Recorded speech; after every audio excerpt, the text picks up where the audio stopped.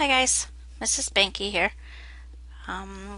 Today I am going to make a video that is a very powerful learning activity.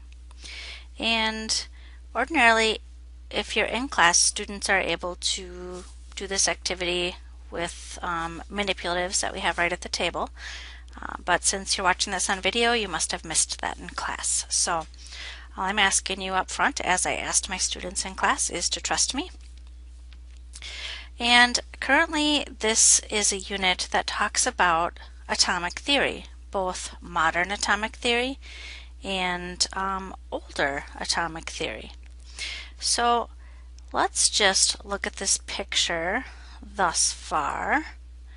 It starts back actually with Democritus. Democritus introduces the idea of the atom in 400 BC, and Aristotle is the one who says, no, Democritus, you don't have enough evidence to support that. So that idea just gets swept under the carpet for over 2,000 years. Dalton comes along, and he actually does have evidence to support the idea of atoms, and he comes up with his Dalton's atomic theory. And his vision of the atom was that the atom was made of no smaller particles, and it was a spherical shape.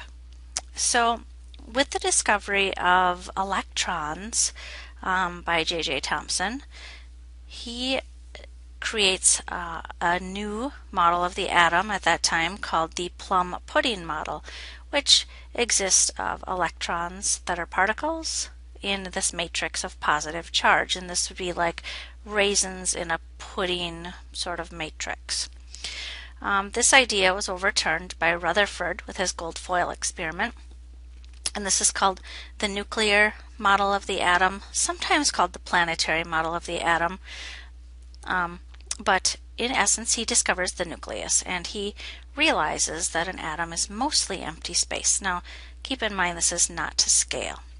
So nucleus in the center, and he didn't really quite know what the electrons were doing out here, but he imagined them to be somewhat like planets.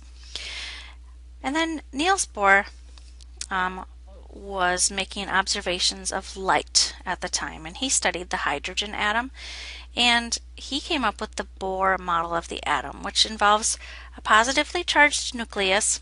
They hadn't discovered protons and neutrons at that point. Even though this picture indicates that there are protons there, but he imagined electrons being in discrete orbits that circled around kind of like planets, and each of these was associated with a specific energy value, and he imagined electrons being able to jump from one orbit up to a higher orbit, and then when they fall back down, they give off very specific wavelengths of electromagnetic radiation. Now that electromagnetic radiation, if it is in the visible spectrum, can be seen as light with the human eye. So the Bohr model of the atom actually gives some structure with what's going on here with the electrons. All right. Now this activity is an introduction to the quantum model of the atom, and you can see it kind of has a different picture. And I don't want to talk too much about this. Rather, I would just want to get into this activity. Now again, I'm asking you to trust me. So this is the situation. In class, I gave students an envelope, and in that envelope were little piglets, okay? Little pieces of paper that had pigs on them. And I introduced the activity. So this is it. You are the manager of a prestigious new hotel in downtown San Antonio, the Hog Hilton. It's just the snort of the town, and you want to keep its reputation a cut above all the other hotels. Your problem is your clientele.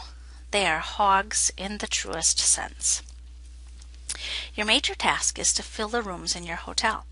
The funny shape of your hotel is to accommodate the habits of the hogs. The penthouse is on the first floor, and the less desirable rooms are on the top floor. You must fill up your hotel keeping the following rules in mind. Number 1, hogs are lazy.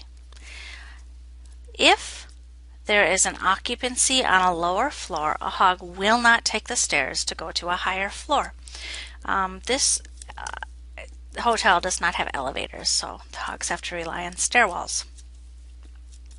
Number 2, hogs can't stand each other, except when rule number 1 forces them to put up with each other. Number 3, if hogs are in the same room, they will face in opposite directions. And number 4, they stink, so you can't put any more than 2 hogs in each room. So again, this is what the hotel looks like. I'm going to just go on to a different, I want to see that I'm still recording.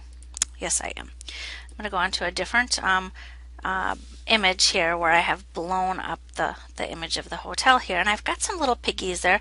Oink, oink. And I have the rules here. So hogs are lazy. Now I gave students a task to book 15 hogs in the hotel. And with their little pigs, they had to put them in the floors, and I'm going to demonstrate how that was. So let's just review the rules. Hogs are lazy. If there's room on a lower floor, they will not take the stairwell. They will bunk up with another pig if that's their option. They don't want to be in another room with another pig, but they will do that before they will go to another floor.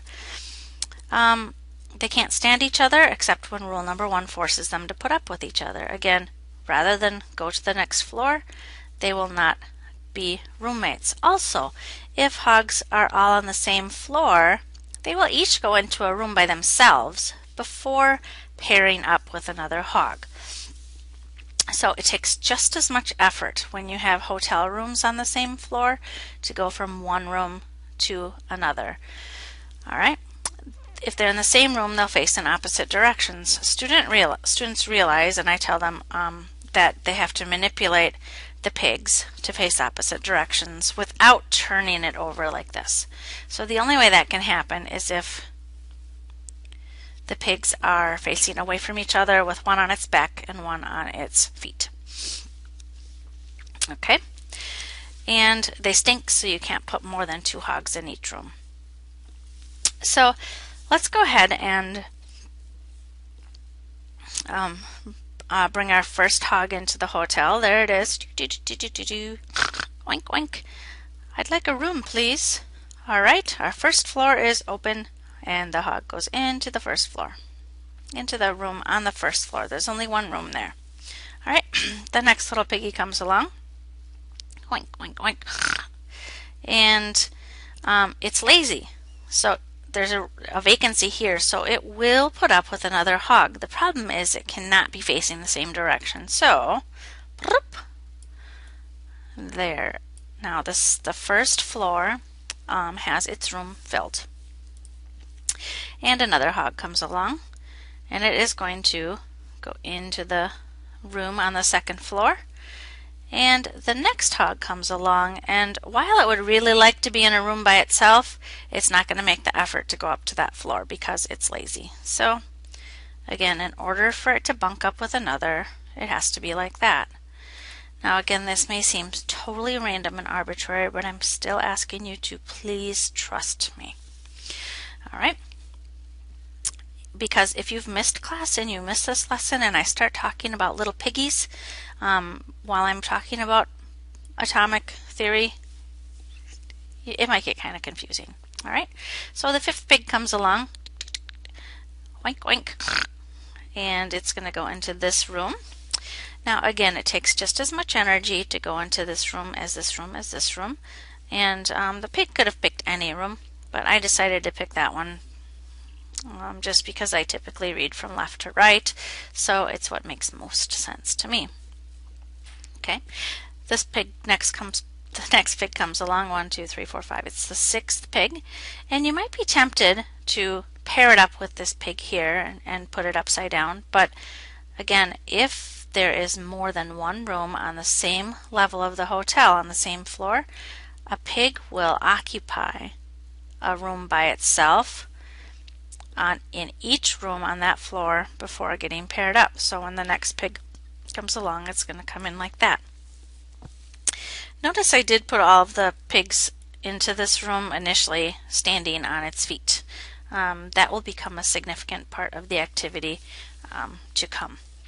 So the next pig comes along, and again it is going to be upside down here because it's too lazy to go to the next floor, and this one's going to have to be on its back, and this one will have to be on its back. Alright, so my third floor is completely occupied, and the 1, 2, 3, 4, 5, 6, 7, 8, 9, 10, my 11th pig comes along onto the fourth floor, number 12,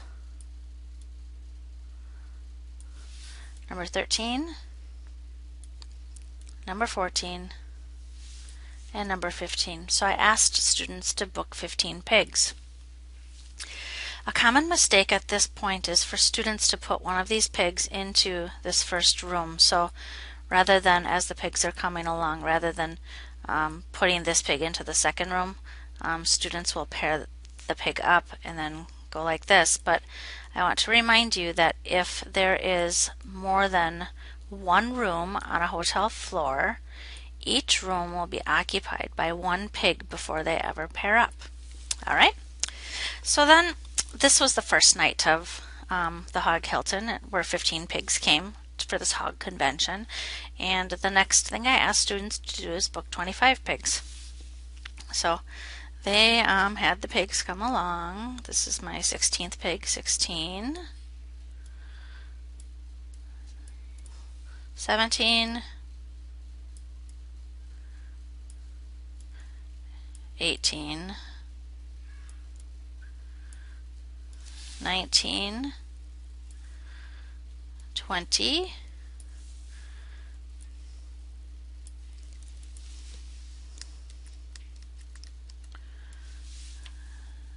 21, 22, 23, 24,